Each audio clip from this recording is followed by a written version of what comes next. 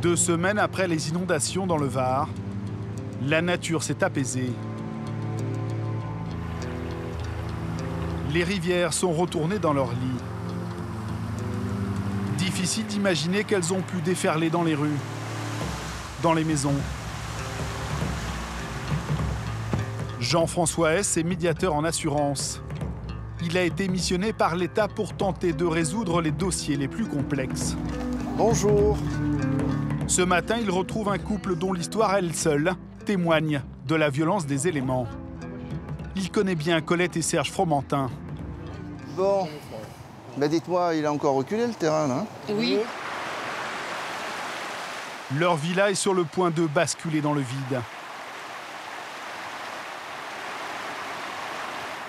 N'en tombez pas, Madame Fromentin. N'y allez pas parce qu'on est sur du terrain meuble. Hein. Serge a 77 ans, il était carrossier. Colette a 58 ans, elle est assistante de vie. Ils ont économisé toute leur vie pour s'offrir la villa de leurs rêves. Achetée 400 000 € en 2004. Aujourd'hui, elle ne vaut plus rien. Les inondations, ils les ont subies 2 fois, il y a 15 jours, mais aussi le 19 janvier dernier. C'est un choc pour Colette. Elle filme avec son téléphone portable. Putain de merde. Si cette eau, elle était partie là-bas, ça monte. Regarde. Et là, ça va pas s'arrêter. T'as bien fait de sortir la voiture, je sais pas où on va aller. Un premier pan du jardin disparaît alors.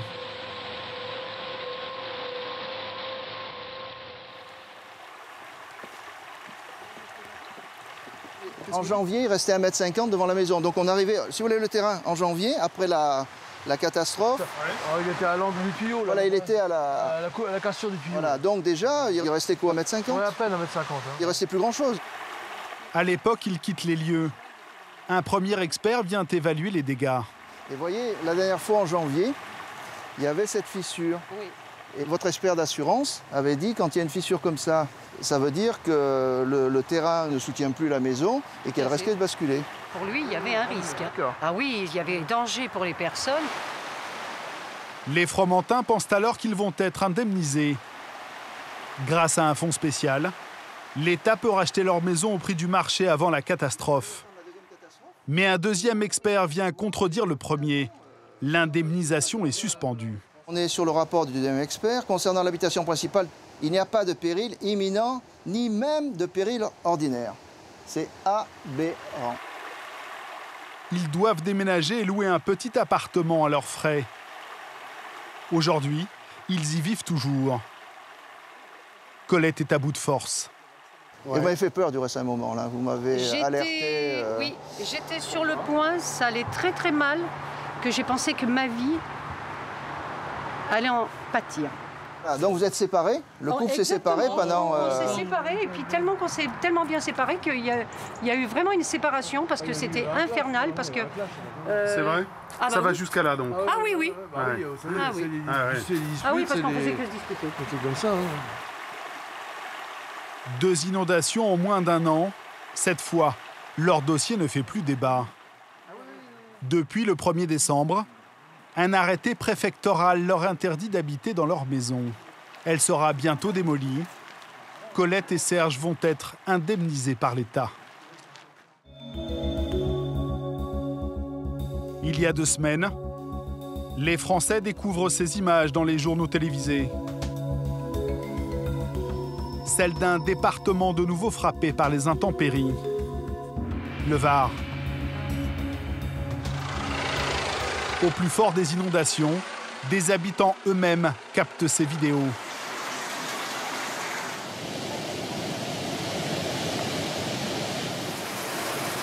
Celle-ci a été filmée par un automobiliste pris au piège par les flots.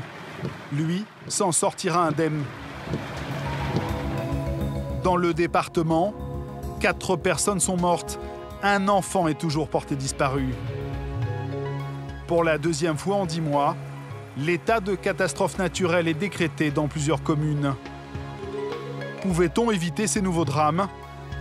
Les leçons des inondations de janvier ont-elles été tirées?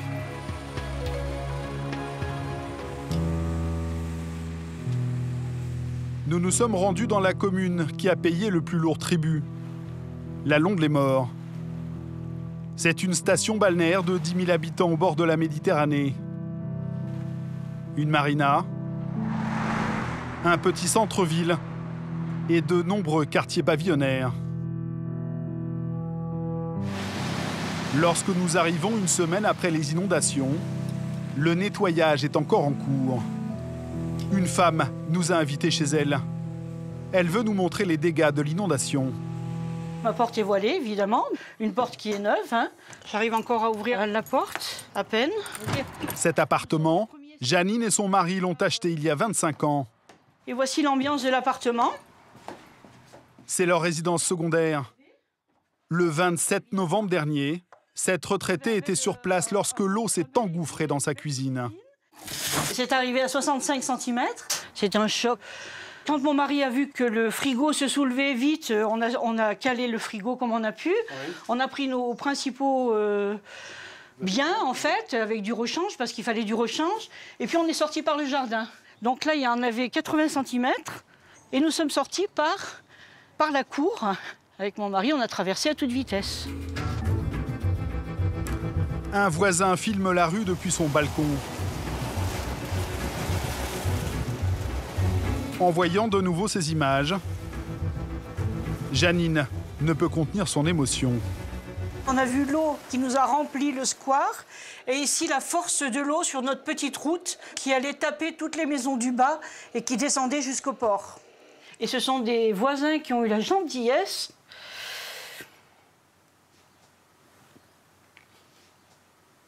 de nous récupérer.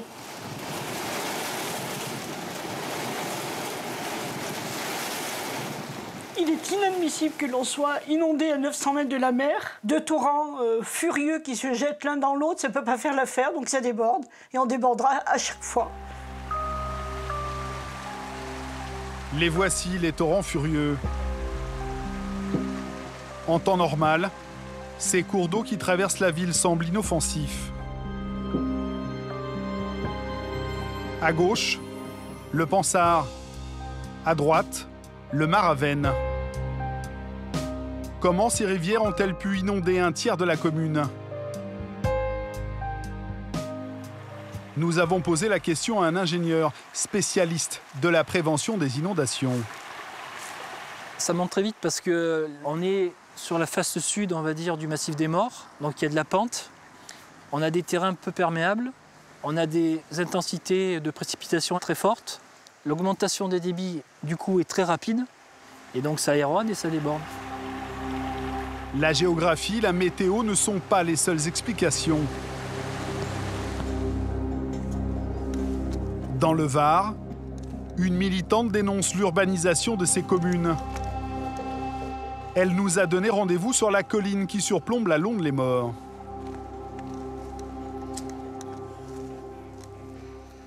On peut dire qu'on a le chat noir qui nous passe à côté, et des gens ils peuvent prendre des gris-gris. Mais à un moment donné, quand c'est comme ça, tous les ans, bon, on se dit, il y a le changement climatique qui peut être en cause. Il y a l'intensité des pluies qui sont de plus en plus fréquentes et de plus en plus importantes. Et puis on se dit, mais il n'y a pas que ça, attendez, hein, parce que si on n'avait pas construit dans des zones inondables, eh ben, il n'y aurait pas de catastrophe naturelle parce que personne ne serait sinistré. Vous voyez ici, eh bien ça c'est Valcro, 10 000 hectares. C'est là où on est ? C'est là où on est actuellement. Donc tout ça, ce sont lotissements, le golfe au milieu, lotissement, lotissement, lotissement, lotissement. Tout ça, c'est du béton et du goudron. À cause de ces constructions, les sols n'absorbent plus la pluie. Et ça va en plein centre-ville de la Londe pour se jeter dans la mer. Et ça emporte tout sur son passage puisqu'on a augmenté le débit de l'eau. Et c'est là où il y a eu beaucoup de sinistrés. Et c'est là où il y a eu des morts.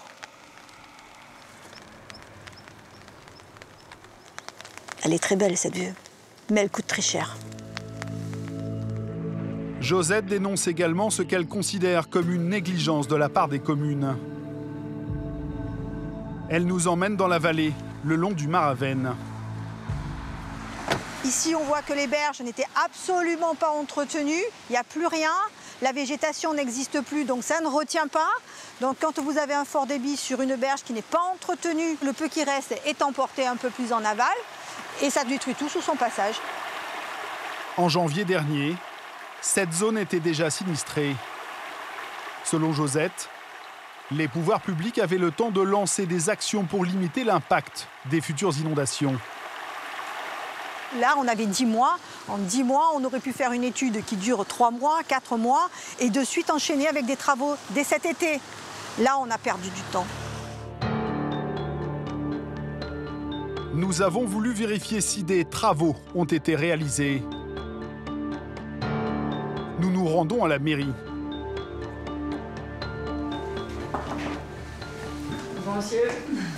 Bonjour, vous allez bien? François de Canson affirme que l'entretien des berges et le curage des rivières ont bien été effectués depuis les inondations de janvier 2014. On a curé la totalité de la rivière. La commune aurait dépensé 4 millions d'euros. Mais donc ces travaux, ils ont quand même payé. Ils ont payé complètement, puisque aujourd'hui, il faut savoir que c'est seulement 132 résidences principales qui ont été touchées sur le bas de la commune. En tout, dans sa ville, un peu plus de 500 maisons ont été sinistrées. Le maire estime qu'il aurait pu limiter davantage les dégâts si un service de l'État ne l'avait pas interrompu. Cette histoire, il veut nous la raconter au bord du Pansard, l'un des 2 cours d'eau qui a débordé. On voulait juste retaluter les berges, enlever les éléments encombrants et sécuriser la berge. C'est ce qu'on voulait faire. Parce que l'eau passe à une telle vitesse ici que si on ne sécurise pas la berge, l'eau passe au-dessus. Si on ne fait pas les travaux, c'est même le pont qui va tomber. Il est passé un agent de la police de l'eau qui subitement nous a dit qu'on n'avait pas les autorisations nécessaires et qu'il fallait préserver les espèces, notamment les anguilles. Le voici, ce poisson qui aurait fait arrêter les travaux. L'anguille, une espèce protégée par un décret européen. Nous tentons de vérifier cette hypothèse. Nous avons convenu d'un rendez-vous téléphonique avec l'un des responsables de la police de l'eau. Le maire, moi, me dit, l'agent m'a demandé de stopper les travaux. Je suis gêné de dire et de maintenir que notre agent n'a pas interdit la poursuite des travaux, parce que ce n'est pas exact. Mais il n'en a pas le pouvoir, il n'en a pas le pouvoir et il ne l'a pas fait. Et mettre l'enjeu poisson au milieu de ce débat, pour moi, c'est un petit peu... il n'y a pas de relation. Nous nous sommes procuré le procès-verbal rédigé par l'agent de la police de l'eau. À aucun moment, il n'ordonne l'arrêt du chantier. En revanche, il demande au maire de se mettre en règle. L'élu ne disposait pas de toutes les autorisations préfectorales pour l'extension de ses travaux. Le maire voulait en faire plus. Bon, ben soit, il voulait en faire plus, mais à ce moment-là, il était invité à désigner ce qu'il voulait faire de plus, et il aurait certainement eu l'aval du préfet. Pourquoi le maire n'a-t-il pas demandé cette autorisation? Aujourd'hui, François de Canson maintient sa version. Complexité administrative, manque d'argent pour financer ses projets, difficile d'en savoir plus.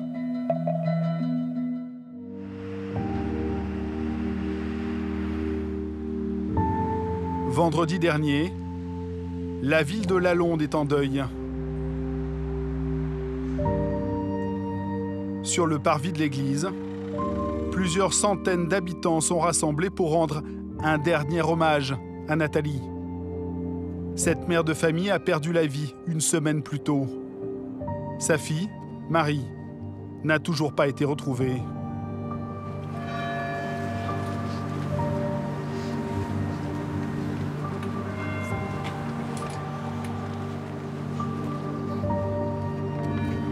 Un petit groupe de sauveteurs est présent. Parmi eux, l'adjudant-chef Christophe Arnaud. Pompier volontaire depuis 22 ans, il est l'un des plus anciens de la caserne. Cette crue reste l'événement professionnel qui l'a le plus marqué. pense la nuit, voilà, parce que ça nous marque, c'est des choses qui nous touchent, hein, c'est des êtres humains, donc c'est des gens de la Londe, des gens du village, on les connaît tous, donc c'est vrai que ça marque. Et je pense qu'on est tous dans ce cas-là, on s'habitue jamais à la mort.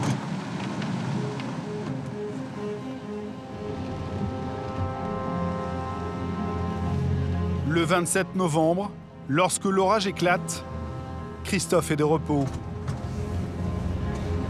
Face à la violence des intempéries, il est appelé en renfort. En 1 heure, cet après-midi-là, l'eau envahit le cœur de la ville. Christophe nous emmène sur la route où il a filmé les inondations au plus fort de la crue. T'imagines, en quelques secondes. Ouais.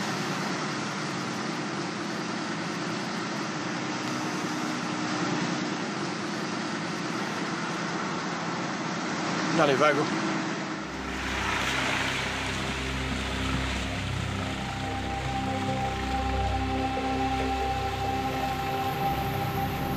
Sur ces images, l'hélicoptère de la gendarmerie tente de repérer les habitants bloqués dans leur voiture, leur maison. De son côté, Christophe se rend en urgence au nord de la ville. Le niveau du Maraven est monté de 4 mètres. Plusieurs véhicules sont bloqués, dont celui de Nathalie. Oh là là là, c'est abominable. Quelle horreur, mon Dieu. Il faut qu'ils partent, il faut pas qu'ils restent derrière. Ouais, mais il faut aller les sortir là-bas.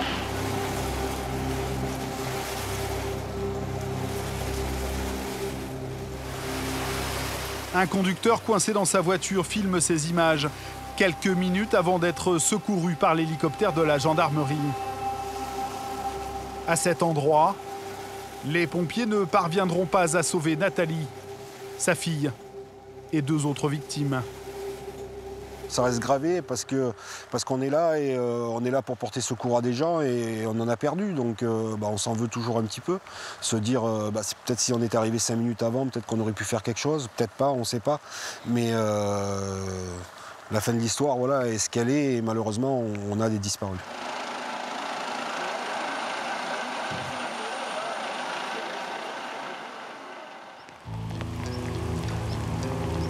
Dix jours plus tard, la pluie est de retour à la Londe-les-Morts. Les pompiers restent en alerte toute la nuit.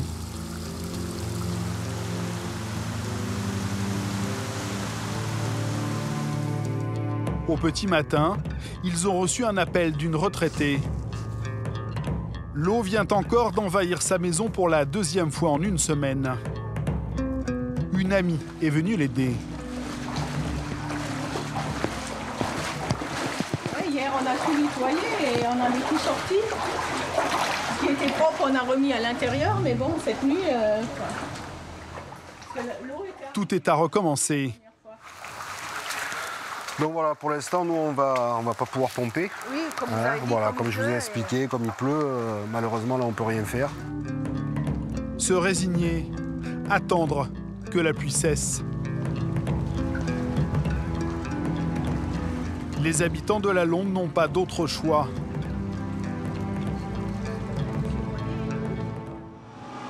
Pour d'autres, c'est l'heure du bilan financier.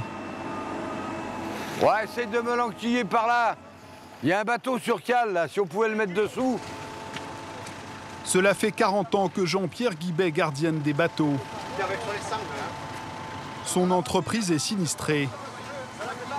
Les flots ont déplacé les bateaux, les caravanes. Vous vous rendez compte qu'il était de l'autre côté là-bas?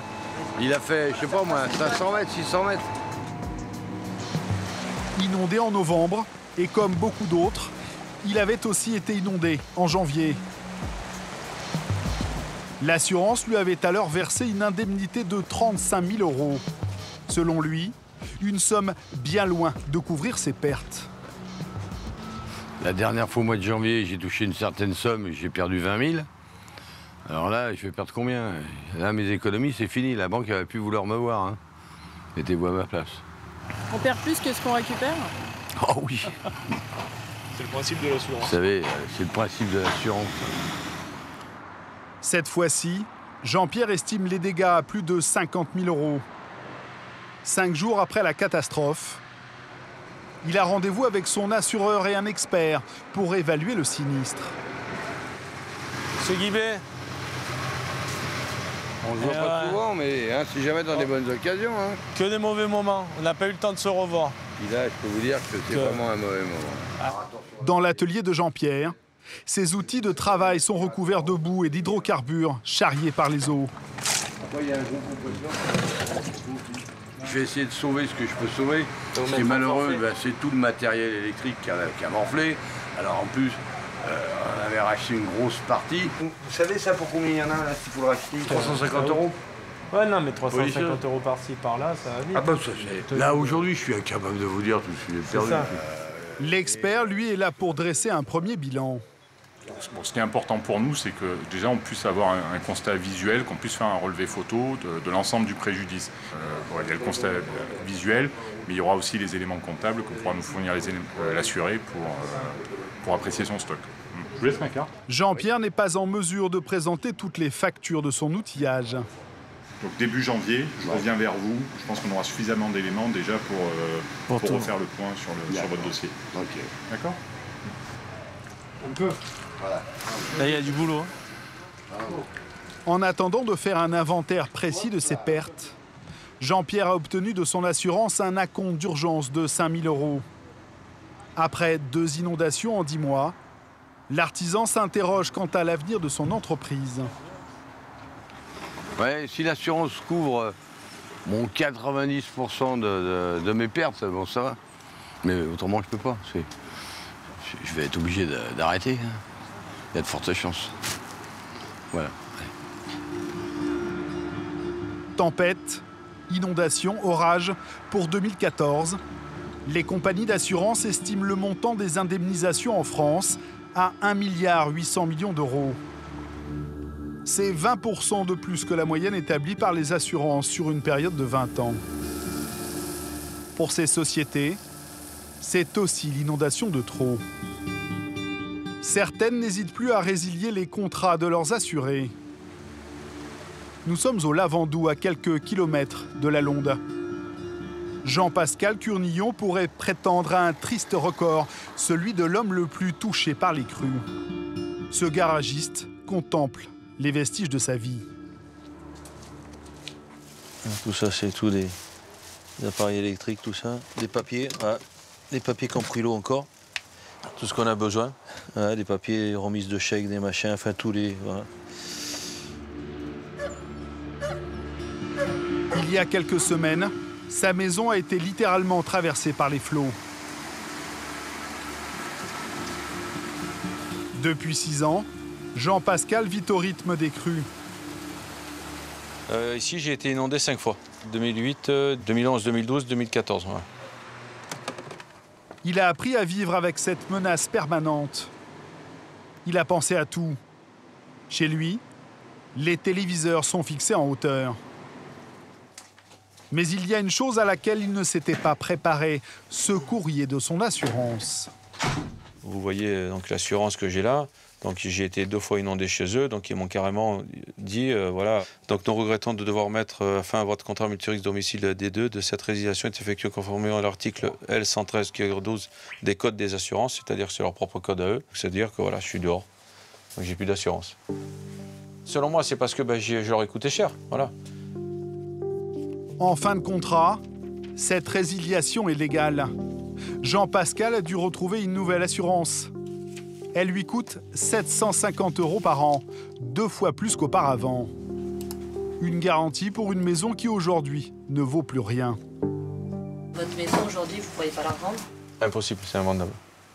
C'est invendable, il y a trop, on est en zone inondable, on est en zone rouge, donc c'est... J'ai dit, moi j'ai fait faire des études donc, en cas de revente ou quoi que ce soit. On m'a répondu texto, hein, donc c'est invendable. Je veux dire, sur le marché, ça vaut 0, quoi. Comme à chaque lendemain d'inondation, les pouvoirs publics prennent des engagements. Ce matin, le maire François de Canson a réuni une cellule de crise sur le terrain. Des représentants de la préfecture, du conseil général. Je suis pas spécialiste, mais à mon avis, ça a bien rangé. Il y a le pont de la coopérative à voir aussi. Hein. Ensemble, ils font le tour des travaux à réaliser en urgence. Donc là, c'est ce qu'on appelle des travaux d'urgence, la nécessité de mettre ou des gabions ou des rochers pour sécuriser en urgence. Mais là, il y a un problème sérieux là aussi. C'est que là, la berge, elle s'en va. Consolider les berges, cela ne suffit plus pour protéger les riverains. Non, montez devant, vous montez devant. Venez. Le maire a décidé de lancer des travaux d'envergure. Il veut transformer ces terres agricoles en un gigantesque bassin qui contiendrait les eaux lors des crues, avant de les diriger vers la mer. On crée une digue ici et une digue le long du lotissement qui a été inondé. On referme en sifflet et on fait un canal qui va à la mer. Et là, on a 30 hectares d'expansion de crues qui devrait être une solution magnifique pour les inondations. Cet aménagement protégera-t-il vraiment les habitants de la Longue-les-Morts? Le maire affirme que les travaux seront terminés dans un an.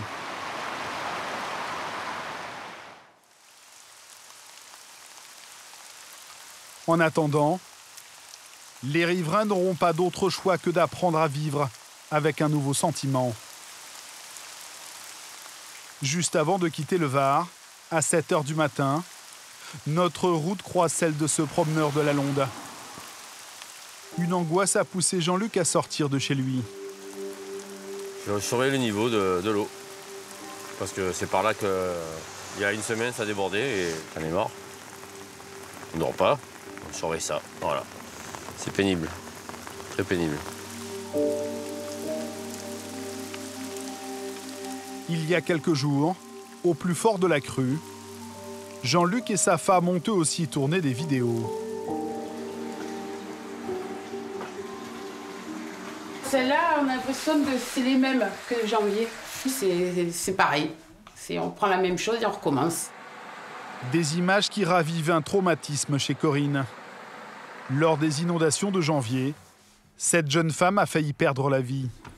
J'avais de l'eau jusque-là dans le salon.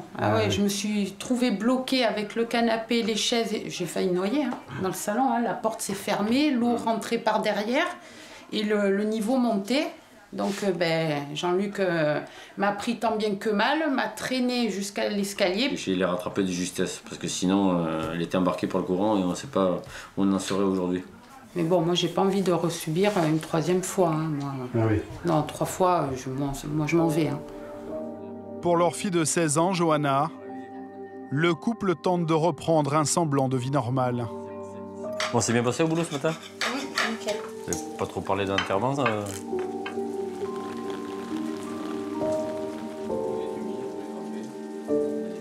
On peut pas vivre comme ça. À tout le temps surveiller la pluie, on vérifie jamais à la fenêtre, l'eau monter. J'avais pas peur moi avant, la pluie, le tonnerre et tout ça. Mais maintenant, on a cette peur qu'il y a là.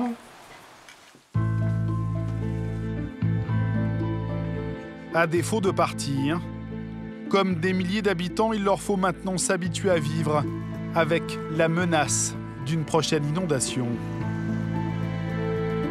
L'inquiétude fait désormais partie de leur quotidien.